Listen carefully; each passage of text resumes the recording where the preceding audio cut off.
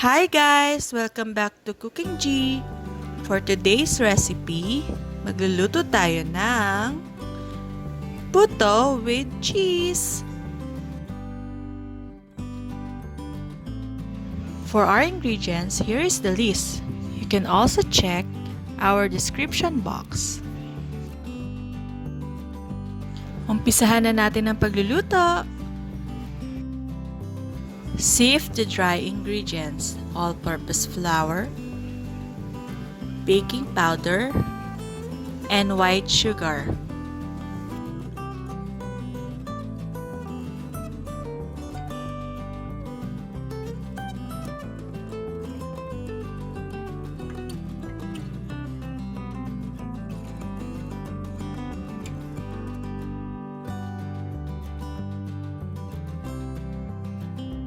Haluin itong mabuti.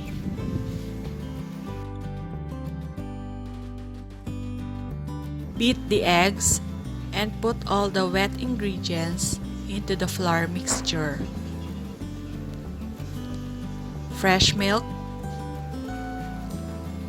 melted butter, and water.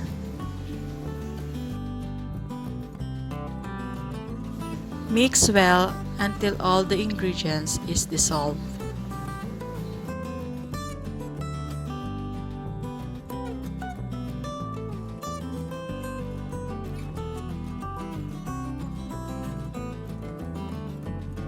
Pwede na natin ilagay ang shredded cheddar cheese at haluing mabuti ito.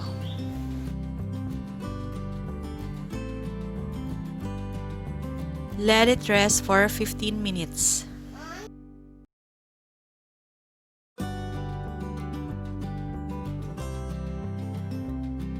Fill the molds with batter up to 3/4 full dahil aalsa pa ito.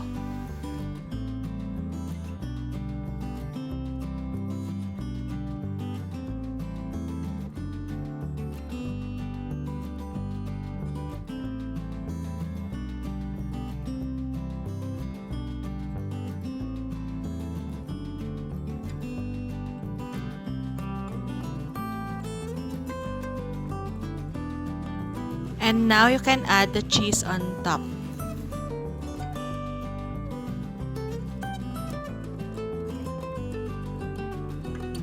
Steam for about 8 to 10 minutes or until the toothpick comes out clean.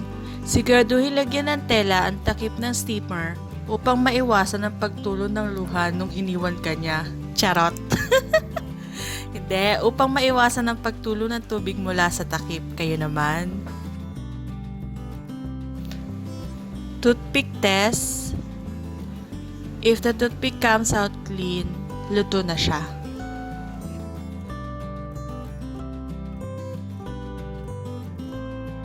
Steam the rest of the mixture.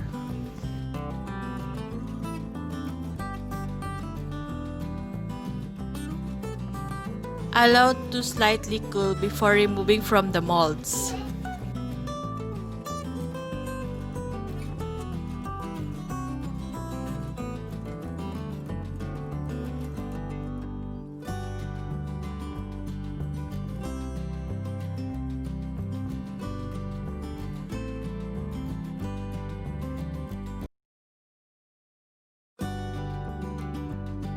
Luto na!